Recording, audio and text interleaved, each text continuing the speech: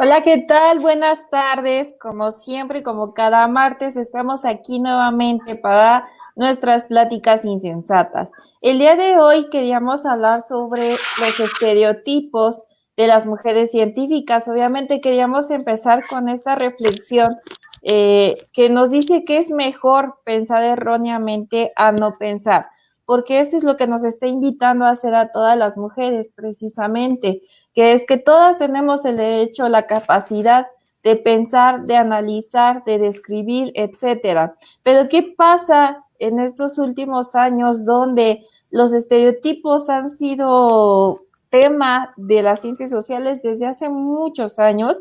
No solamente hablando de géneros, esto va un poquito más a profundo de incluso de los tipos de carreras o las profesiones que tenemos cada uno de nosotros, y que de acuerdo a eso se nos indica o se tiene un estereotipo, una lógica cultural en la que la mayoría entonces tenemos que tener cierta forma de vestir. Por ejemplo, cuando hablamos nosotras de científicas, lo primero que se viene a la mente es precisamente una mujer que sí es una académica, que está dedicada al conocimiento, pero que entonces no cuida su imagen, no se viste bien, no usa tacones, no usa maquillaje, como si fuera ya un requisito tener todo este tipo de formas de vestir, de formas de hablar, que una mujer científica debería de tener. Por eso el día de hoy el tema es científicas fodongas.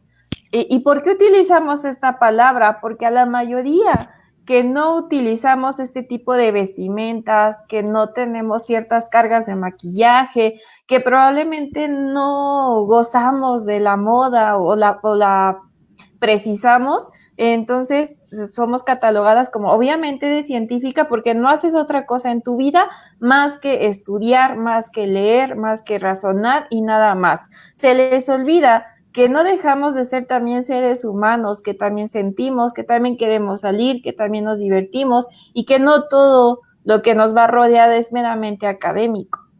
Y quisimos que este tema fuera el día de hoy por algo que yo les había comentado la semana pasada, cuando en lo personal a mí me dijeron que no pensaron que yo era inteligente por la apariencia física o porque a mí me guste arreglarme o no, sino que en mi apariencia física mucha gente me catalogó como que me gusta tanto cuidarme que entonces no hay nada más en mi cabeza más que solamente el cuidado de todo lo que hago, de mi cuerpo, de mi dieta, de mis tratamientos, de lo que ustedes gusten. Pero aquí lo cruel o el comentario tan cruel que hicieron hacia mí fue precisamente eso, decir, no imaginé que fueras tan inteligente. Y mi pregunta, doctora, es, ¿y por qué no? Porque entonces yo tendré que cubrir ciertos estereotipos que la mayoría de toda la sociedad tiene, y como no los cumplo, como entonces no he sido tan fodonga como quisieran, entonces no puedo ser una mujer brillante. Como si estuvieran realmente peleados. ¿No cree, doctora? Buenas tardes, ¿cómo está? Hola, hola amigas y amigos. Hola Elsa. Pues fíjate que Hola. este tema da para pensar muchas cosas, ¿no? Primero, si las mujeres que nos dedicamos a la ciencia o al intelecto, necesariamente tenemos que ser feas y fodongas, ¿no? Porque el término fodongo es muy ocupado en esta sociedad mexicana para referir a una mujer desaliñada, descuidada, que no tiene gran amor a sí misma, ¿no? Exacto. Pero resulta que hay un estereotipo de la cultura patriarcal que dice, las mujeres que se dedican al conocimiento son feas, son muy feas, porque no tienen tiempo para arreglarse, o más bien su compromiso es dedicarse al estudio. Y entonces vemos que, por ejemplo, en preparatoria, las chicas que estudian biología o química o saberes muy especializados, sobre todo en las ciencias duras, son niñas que no se arreglan. Y entonces eso llama la atención porque dices, a ver, criatura, si tú tienes entre 15 y 18, 19 años, ¿por qué no te arreglas bonito como las niñas o las jovencitas de esa edad? Ah, no, porque están comprometidas con el saber y resulta que el saber no es nada más el conocimiento científico, es el saber de la tradición. Entonces los papás les dicen, ¿para qué te vas a arreglar tanto si tu trabajo es estudiar? Entonces ahí se percibe una ruptura entre la estética y el conocimiento riguroso. ¿Cómo ves?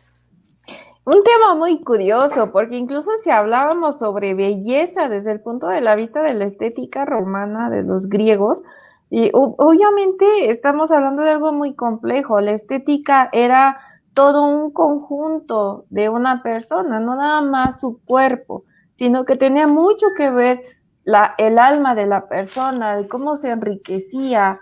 Pero después todo esto se fue a trastornar, se fue deformando poco a poco. Yo no puedo dejar de pensar en las monjas, porque si nosotros recordamos, era la única forma de que las mujeres en estas épocas tenían acceso al conocimiento, mujeres sedientas del conocimiento. Voy a poner ejemplo de Sor Juana Inés de la Cruz. Bueno, esta mujer estaba ansiosa. Sin embargo, si nosotros leemos los últimos sonetos, ella se queja incluso de todo el conocimiento que ella tenía. Tuvo que pasar muchos conflictos sociales, muchas críticas, muchos paradigmas. Incluso a mí me parece, lo voy a decir, pero me parece indignante que a la fecha estén diciendo, era lesbiana, no era lesbiana. Y ahí tenemos un nuevo estereotipo. Una mujer con esta capacidad intelectual, una poetisa con todos estos conocimientos, simplemente tiene que tener algo que la haga diferente. Pero imagínense, vamos, ya me fui un poquito más adelante, pero imagínense actualmente que para nosotras tener acceso al conocimiento, bueno, se tenías que volver monja, te tenías que casar a manera religiosa, desde el punto de vista religioso, tenías que estar siempre vestida de la misma forma, etcétera.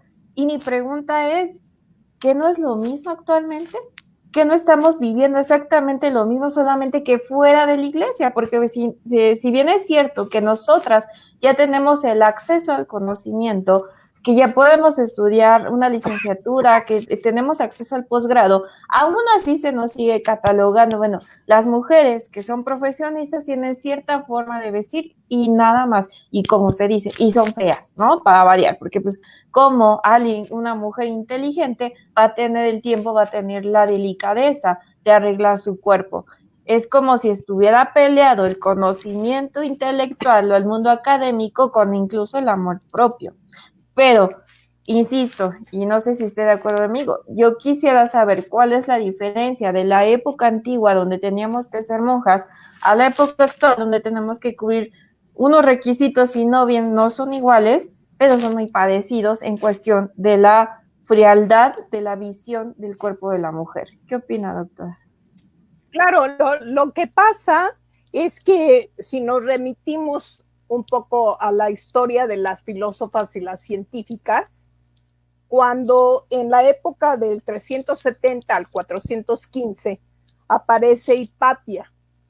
Hipatia es una filósofa que nace en Alejandría, exactamente en Egipto, en el siglo IV, y es la más famosa de todas las científicas de la antigüedad, porque además de ser maestra de filosofía, astrónoma, matemática y por supuesto filósofa, es una mujer muy sensible que uno de sus objetivos es llegar a la perfección.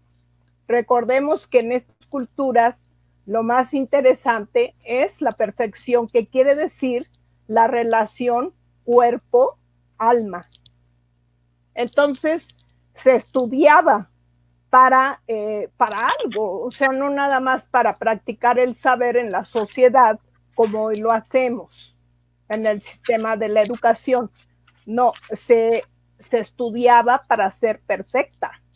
Entonces, Este equilibrio entre cuerpo y alma es muy importante en la antigüedad, pero cuando llegamos a la época del racionalismo cartesiano, se rompe esa relación y entonces ahora los que quieren estudiar se dedican al conocimiento y no les interesa el arreglo, la estética, la belleza corporal, porque dicen que ese es un acto banal. Pero entonces yo pregunto, si es un acto banal, entonces ¿no será uno de los artificios del discurso patriarcal, donde a la mujer hay que someterla, pero ahora desde explotar solamente el valor del conocimiento? Y entonces ella tiene que renunciar a la apariencia física agradable, coqueta, no sé, porque dice, para mí lo más importante es estudiar. Y por eso decía yo que en la preparatoria empieza como esta historia de algunas mujeres que dicen, a mí lo que me interesa es la biología o la matemática o la química, pero no me interesa el maquillaje. Y esto lo sabemos porque somos docentes y hemos trabajado con jovencitas de preparatoria.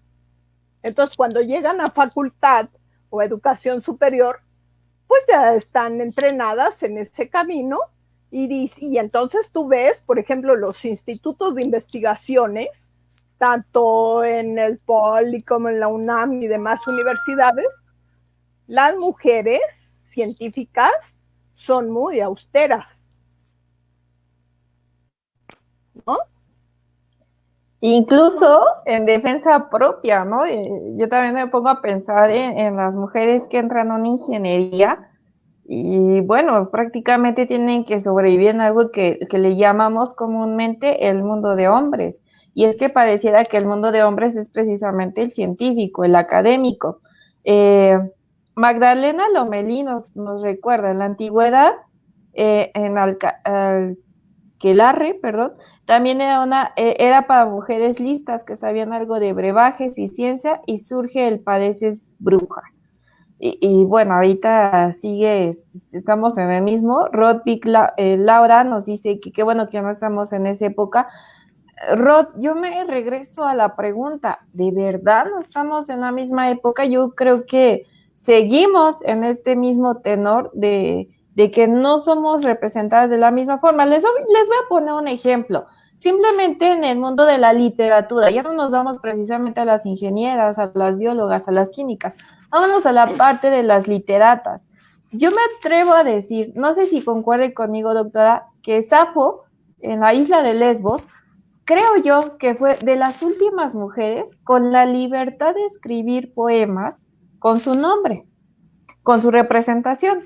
Y a partir de ahí empieza toda una modificación donde las mujeres, como nos dice Magdalena, empezaron a ser catalogadas como brujas, a las mujeres que se dedicaban a eso de los brebajes, las mujeres que escribían, las monjas que escribían, tenían que ser monjas para poder escribir, pero no era que no se les permitía publicar abiertamente más que a una, no me acuerdo cómo se llama, Cristina, creo que escribió La ciudad de las damas en la Edad Media, y que fue de las únicas mujeres que pudo escribir, pero que lo mismo que Sor Juana se enfrentó a un montón de críticas, de trabas, etcétera. Y de ahí me sigo con una larga historia. Incluso en la actualidad, muchas mujeres tienen que poner o hacer público alguno de sus libros con algún nombre abreviado para que disimule o no disimule que es mujer y entonces se pueda vender y entonces se pueda publicar. Yo sigo insistiendo en mi pregunta. ¿Cuál es la diferencia? Si al final y al cabo sí sé yo perfectamente que yo no tengo que ser una monja para seguir escribiendo, para seguir publicando, para seguir en mi cultura del conocimiento. Yo sé que no debo de ser una monja, pero también sé que tengo ciertos requisitos y estereotipos que cumplir, que bien como nos dice Adriana, pues es una costumbre que por la apariencia y el ejercicio de su ocupación es que hay ciertos estereotipos, pero las mujeres que nos dedicamos a la ciencia, y ojo, no solo las ciencias duras, sino las ciencias sociales, las ciencias humanas, nos catalogan de la misma forma. O sea, estás loca, no te arreglas, eres una fodonga, o simplemente lo que yo les dije, no puedes ser bonita y ser inteligente. No se puede. ¿Cuál Sí, es entonces, cuál es la sí, diferencia? sí, parece que hay un antagonismo en ser bonita y ser inteligente. Sí, Entonces, la mayoría de las adolescentes que conocemos en el medio en el que trabajamos están interesadas unas en ser bonitas y son bellísimas, guapísimas, se arreglan de una manera majestuosa, pero a la hora de presentar exámenes de ciencias duras o por lo menos, o no sé, de humanidades o de ciencias sociales, no representan lo que tendría que representar una mujer inteligente. ¿Por qué? Porque justamente a lo que vamos no es que esté reñido de origen uno y otro concepto, sino que es una cultura. Es lo que estamos hablando aquí. Es una cultura donde la mujer aprende a ser bella, a ser objeto de amor, objeto de pasión, objeto de atracción, pero no le interesa pulir el conocimiento, como si estuvieran reñidos, como si no hubiese tiempo para cultivar ambos. Nosotras pensamos, Elsa, tú y yo, que la estética o el arte de ser bella no riñe con el ejercicio científico, que es una construcción del conocimiento de la realidad. No riñe. ¿Por qué tendría que estar divorciado? ¿No? exactamente. Y bueno, si te nos pregunta que si hay algo de malo en el mundo científico, maquillarse, no es que tenga algo de malo, más bien estos estereotipos responden demasiado a este sistema patriarcal, la cultura que está presente actualmente y que nos rige, que es precisamente esto, que las mujeres somos un cuerpo, un objeto de pasión, un objeto de goce para el hombre. Para eso está hecho una mujer bonita debe de verse siempre atractiva para el hombre con el único fin de darle placer al hombre. Y no podemos, entonces, si yo me dedico, no me interesa darle placer a un hombre, sino precisamente me interesa darle placer a mi cultura, a mi conocimiento, entonces es ahí donde el sistema patriarcal indica, bueno, entonces tú eres una mujer que no sirves para el placer del hombre, entonces en automático eres fea y te lo enseñan. Y lo más triste es que incluso yo encontré estudios en donde decían, según los científicos, que las mujeres, hicieron un estudio con las niñas, que las niñas no tenían la misma habilidad matemática que los hombres, que los niños. Y estábamos hablando de niños.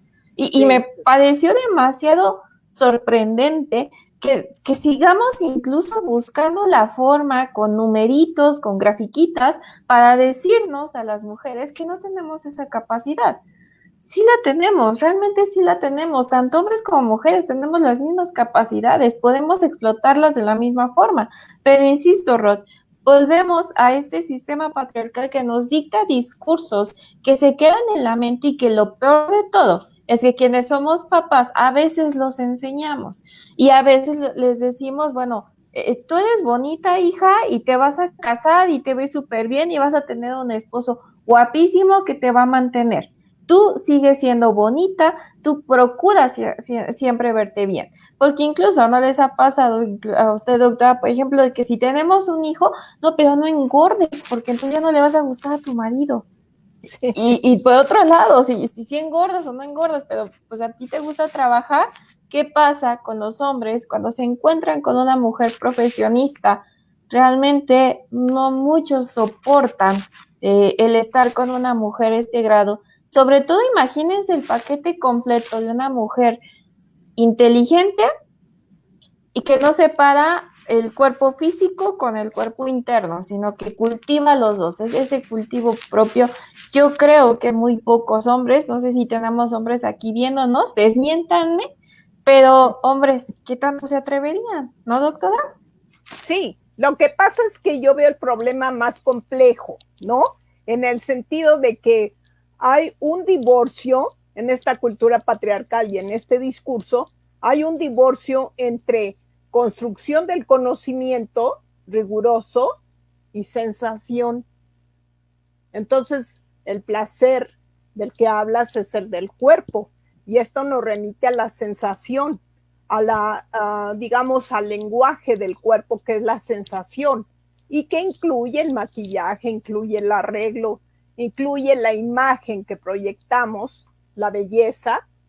Entonces, el discurso impuesto dice: si tú te dedicas a la construcción del conocimiento, a practicar la ciencia o las humanidades o las ciencias sociales, entiendo que ese es tu trabajo y no tendrías por qué interesarte en las sensaciones y el cuerpo. Es más, en una familia dicen: a ver, tu hija, ¿qué quieres? O te dedicas a estudiar o te dedicas a ser bella. No, papá, pues yo quiero estudiar. Pues entonces cero maquillaje, cero vestidos, cero moda, porque pues tienes una tarea importantísima en tu vida, ¿no? O al revés: no, papá, no me interesa estudiar, quiero ser linda y bella. Ah, adelante, te compro maquillaje. Pero entonces no simules que quieres estudiar. Entonces, esta directriz tan tajante nos hace pensar cómo se impone ese discurso mediante roles que son subroles de género, ¿no? Exactamente, son roles específicamente ya para cada quien, para hombres y mujeres. El hombre debe ser el macho que provee, etcétera, y el hombre macho está buscando una mujer bonita, pero no busca una mujer inteligente.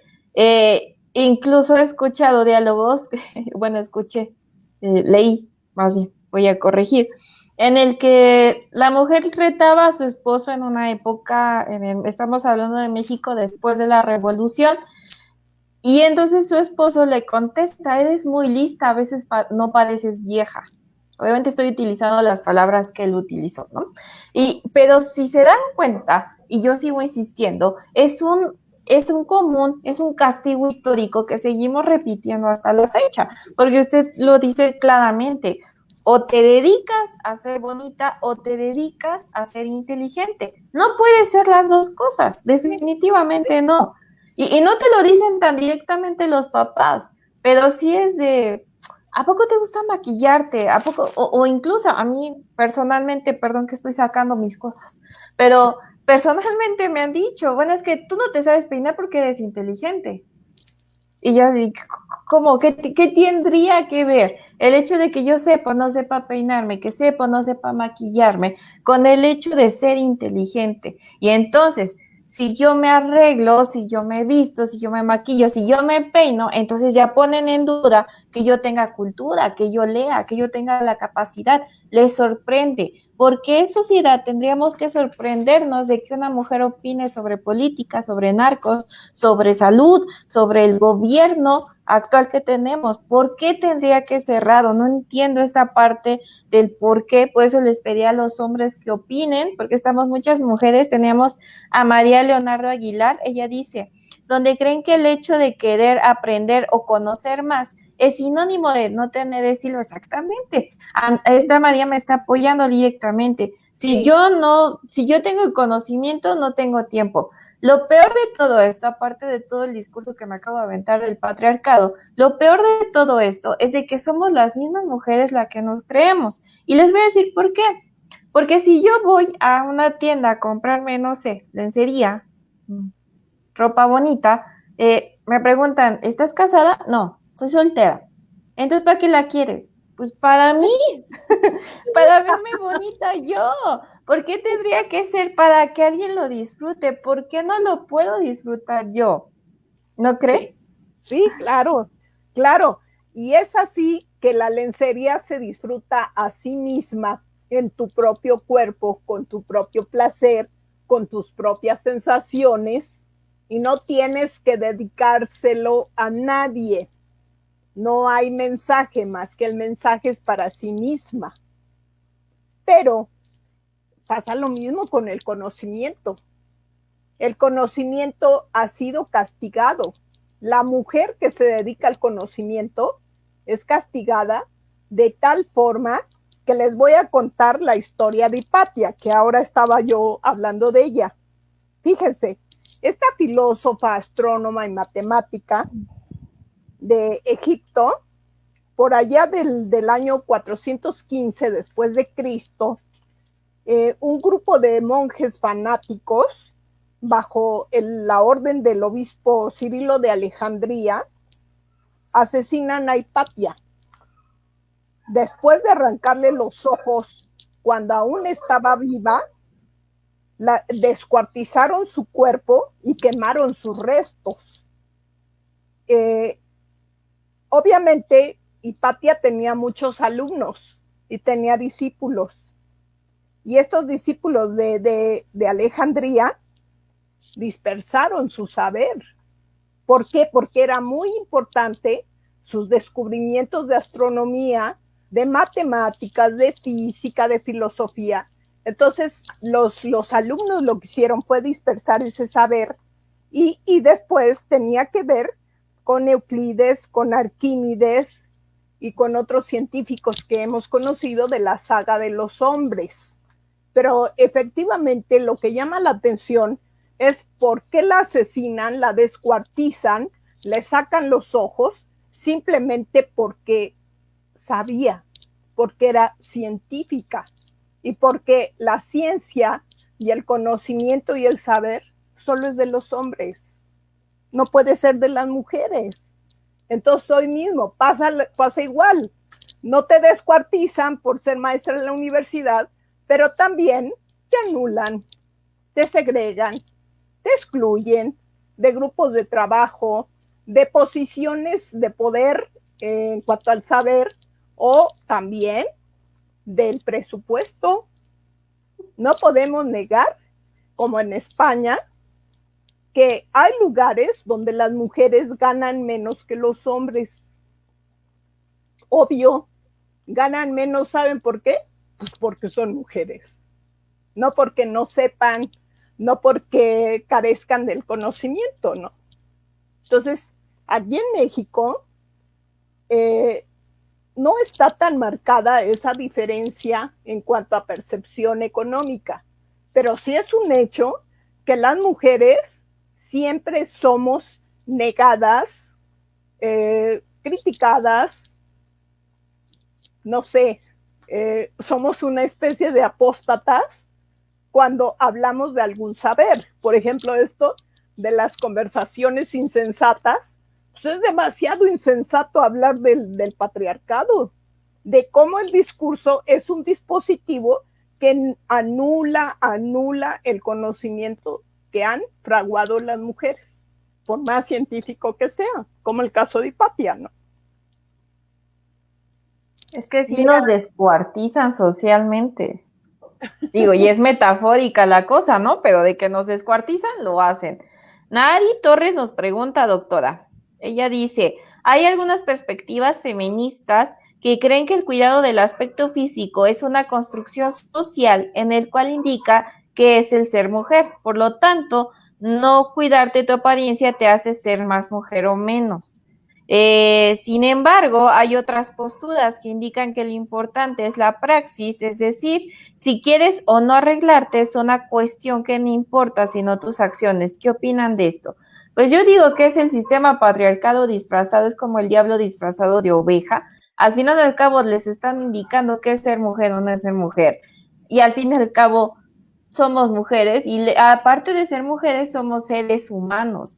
No tendrían ni siquiera por qué decirnos que si entonces me cuido, porque si se están dando cuenta, es el mismo discurso pero volteado, embarrado, empanizado en otro tipo de cosas de que, bueno, es una construcción social, no te maquilles, andes con los pelos por acá, etcétera. Lo que ustedes quieran, con uniceja, con bigote, porque he visto este tipo de feministas totalmente extremistas que en mi opinión responden a un discurso igual de misógino que el opuesto. Es lo mismo. Yo digo que aquí lo importante no es ni siquiera qué es una postura o qué es una praxis o qué es una construcción. Al final y al cabo, tú deberías de vestirte, arreglarte conforme tú te sientas cómoda y es el grado en que tú amas tu cuerpo. Yo siempre se los he dicho, es más importante el cuerpo. Lo primero que tenemos que pensar es en cuidar mi cuerpo. Obviamente en mi cuerpo interno, mi cuerpo orgánico, darle lo que necesita, darle los cuidados tanto mentales como físicos, obviamente esto entra alimentación, las cuestiones de medicina, pero también la paz mental, un estado saludable, donde tú hagas lo que tú consideres que sea necesario. Pero lamentablemente la mujer se le sigue viendo como un cuerpo y estos discursos, Naraí, perdón, espero que esté pronunciando bien tu nombre, estos discursos siguen siendo igual de patriarcales que otra cosa, igual de misóginos. Es lo mismo, te están diciendo que eres un cuerpo y punto. Entonces, no eres un cuerpo, eres alguien que decide, un ser humano que se va a sentir cómodo y conforme se sienta cómodo y conforme ame su cuerpo, lo va a representar de esta forma. ¿Usted qué opinión tiene, doctora? Mira, veo que, por ejemplo, ahora muchas investigadoras que son colegas mías no tienen detalles sobre su aspecto y entonces tienen los mejores niveles del conocimiento nacional, las distinciones, pero no son arregladas de su cuerpo o de su cara, ¿no? Y entonces de ahí nos surgió la pregunta, no me dejarán mentir, ¿por qué tendrían que ser tan desaliñadas si son tan inteligentes y tan reconocidas en muchos campos del saber? ¿Qué no es más fácil coordinar ambos campos? ¿Que es muy difícil ser bonita y ser inteligente a la vez? Yo creo que no es difícil.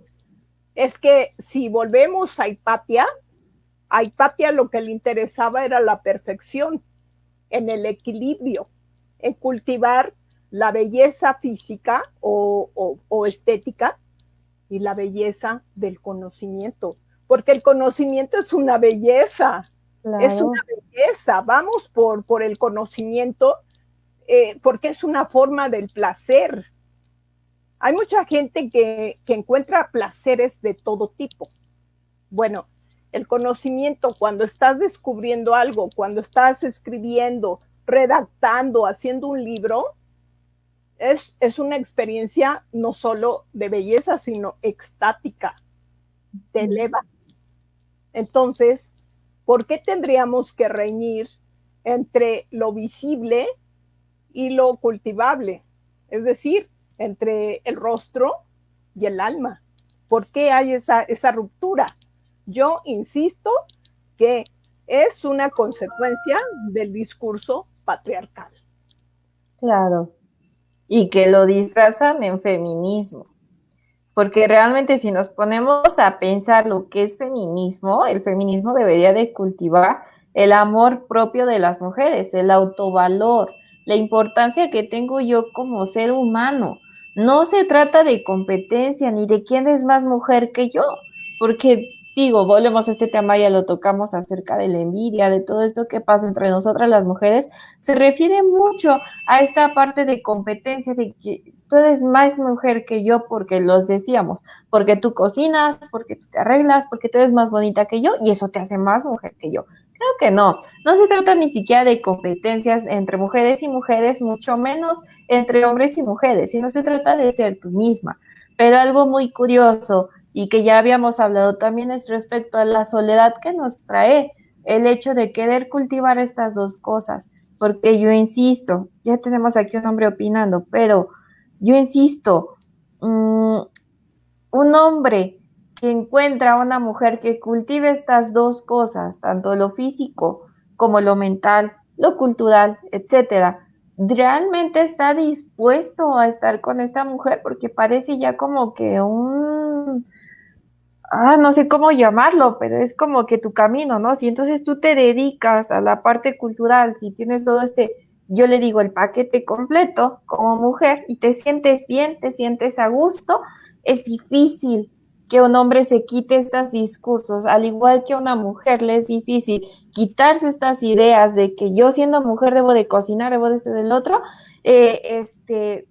lo mismo pasa para un hombre. Le es difícil imaginar que una mujer puede tener todos estos aspectos, pero entonces empiezan los reclamos. Bueno, entonces esta mujer que cultiva su mente y su alma, su cuerpo también lo cultiva, bueno, entonces esta mujer no va a tener tiempo para mí, porque el discurso o la forma en que me han educado en esta sociedad es que esa mujer debería de atenderme, no yo a ella, y se Claro. pierde, se rompe el compañerismo que debería existir entre los dos. Mira lo que dice Magdalena Es lo Lomelí, que estoy viendo. chécalo. Y yo les decía, en los últimos sonetos, este es el soneto que yo les mencionaba de los últimos, en lo que ella parecía que eh, reclama porque dice, Sor Juana escribió, en perseguirme mundo, ¿qué interesas? ¿En qué te ofendo cuando solo intento poner belleza en mi entendimiento y no mi entendimiento en las bellezas? Una mujer arreglada e inteligente es muy poderosa. Sí, Sí, es muy poderosa y mi pregunta es, ¿qué tan sola se puede sentir? ¿Qué tan sola puede estar? Y si es que realmente una mujer, creo que Sor Juana no puede declararse como que logró sus objetivos. ¿Realmente ella pudo equilibrar todo? Yo creo que no. Y yo creo que muchas mujeres actualmente tampoco podemos equilibrar esto. sí, O sí, sí. Ese desmientan. equilibrio tiende a romperse justamente porque es una forma de sometimiento patriarcal. Te imponen un rol, dices, ah, bueno, es que yo soy científica, yo soy profesora, soy académica, entonces tengo que ser muy adusta, muy franciscana, ¿no? Entonces tienes que ser muy, muy austera. Dices, pero ¿por qué? O sea, a mí me gusta lo extravagante, me puedo arreglar de una manera muy visual, muy atractiva. Y sin embargo, el ejercicio del intelecto, pues es algo totalmente normal y práctico y lo domino. Entonces no hay enfrentamiento, ¿no?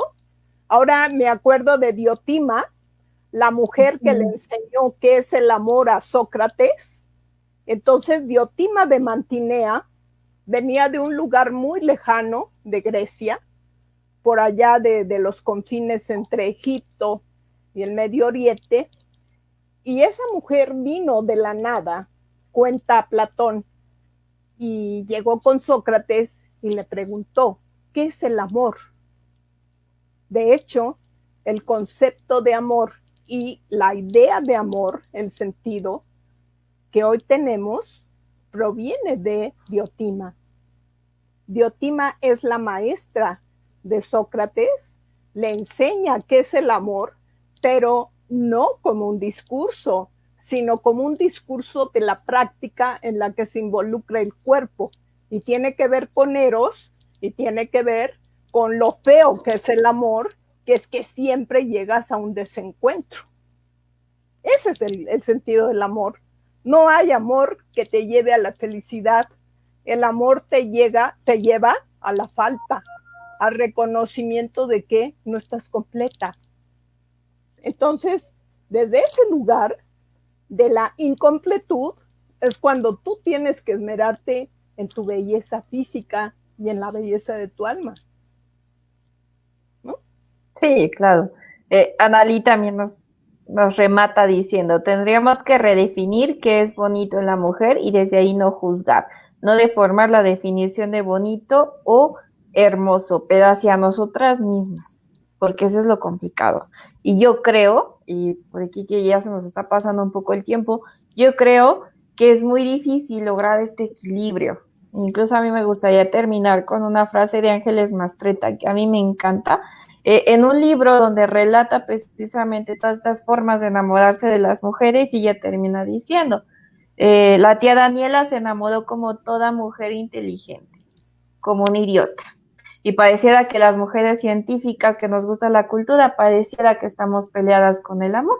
O es entonces que nosotros ya deformamos el contexto de amor No importa qué tan culta, qué tan profesional seas, siempre va a haber una piedrita por ahí. Claro.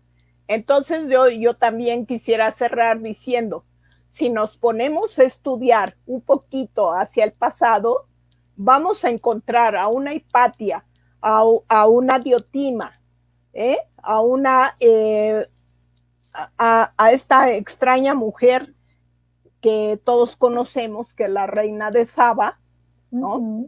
Y que también explica cuáles son las artes del amor, pero del conocimiento.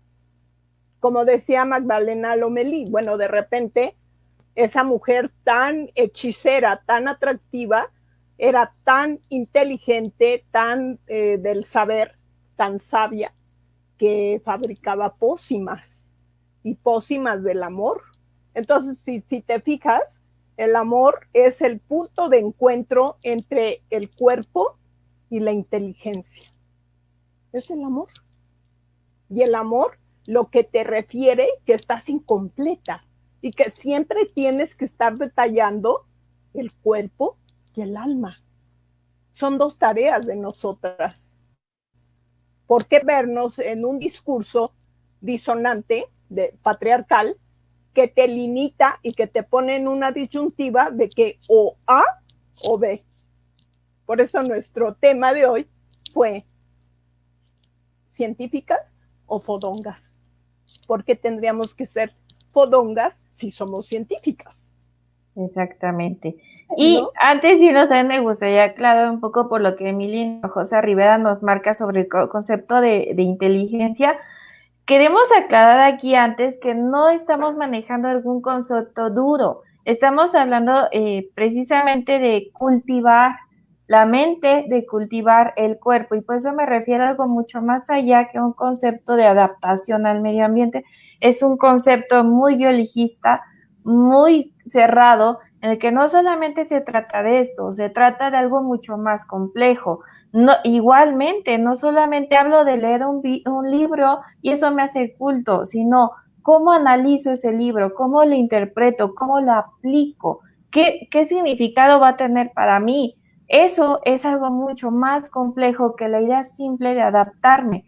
También el concepto de ser bonita no es nada más a lo largo de la historia. Sí, obviamente tenemos que hacer una reflexión histórica de lo que ha pasado las mujeres a lo largo de los años, pero siempre volvemos a lo mismo. ¿Dónde está el amor propio? ¿En qué momento me voy a sentir cómoda? Simone de Beauvoir es un ejemplo así impresionante de una mujer que sí tenía la capacidad para interpretar, para analizar todo lo que le rodeaba, para escribir, para fundar teorías, etcétera. Pero también a esta mujer le interesaba su propio amor, el conservar su esencia. Y creo que es lo que nos hace mucha falta a las mujeres en la actualidad, de conservar nuestra esencia, mantenerla a lo largo de los años y luchar por eso precisamente. Las personas nos pueden decir que somos bonitas o feas, siempre y cuando yo me sienta bonita, me sienta hermosa, me sienta feliz, en ese momento voy a ser una mujer exitosa, no por lo que la gente me está planteando, no por lo que la sociedad o los estereotipos me estén solicitando, sino por el simplemente hecho de sentirme yo bien. Claro. Mira, aquí veo a algunos amigos que les Sí. mando muchos abrazos, como a Jacinto Yáñez. Un gusto verlo y escucharlo. A Jerry Meneses está por aquí. Adriana. Sí, Adriana Silva, que también nos está saludando. Y bueno, pues en realidad el mensaje es justamente como lo dice Diego Rivera, ¿no? Amar es dar lo que no se tiene a alguien que no lo quiere. O sea, es una canción en no, en no, en no. Eso es el amor. No, no, no. Pero sin embargo, nosotras desde el conocimiento científico y desde la belleza, lo que estamos haciendo es una búsqueda del equilibrio del poder femenino. Claro. Sí, es hablar de una mujer, no por lo que nos piden, sino una mujer por lo que yo siento y por lo que yo soy. Y que no les sorprenda de que está bonita, es inteligente, no lo puedo creer. No, no tiene nada que pelearse, ni tampoco vamos a creer que el hecho de descuidar mi esencia personal como nuestra inspiración del día de hoy, no vamos a decir nombres obviamente, pero tampoco está peleado y tampoco tener. Yo me gustaría preguntarles a estas mujeres, ¿qué tan feliz te sientes contigo, con tu cuerpo? ¿Qué tanto te importas tú misma? ¿O te importa más ser reconocida por un sistema que sabemos que no es del todo equitativo? ¿Te interesa más lo que dicen o lo que aparentas o lo que quieres aparentar que tu propia esencia? Yo pensaría que primero estoy yo, luego yo y después yo. Claro, Con eso me despido. claro. Bueno, pues muchas gracias, Cristi Botello, un beso. Y a todo mundo que ha compartido con nosotros esta charla. Pero dentro de 8 días, Marquito. Marquito, dentro de 8 días hablaremos de otro tema interesante para todos ustedes. Muchas gracias por estar con Les nosotros. agradecemos. Que tengan hermosa tarde. Un abrazo. Hasta luego. Gracias.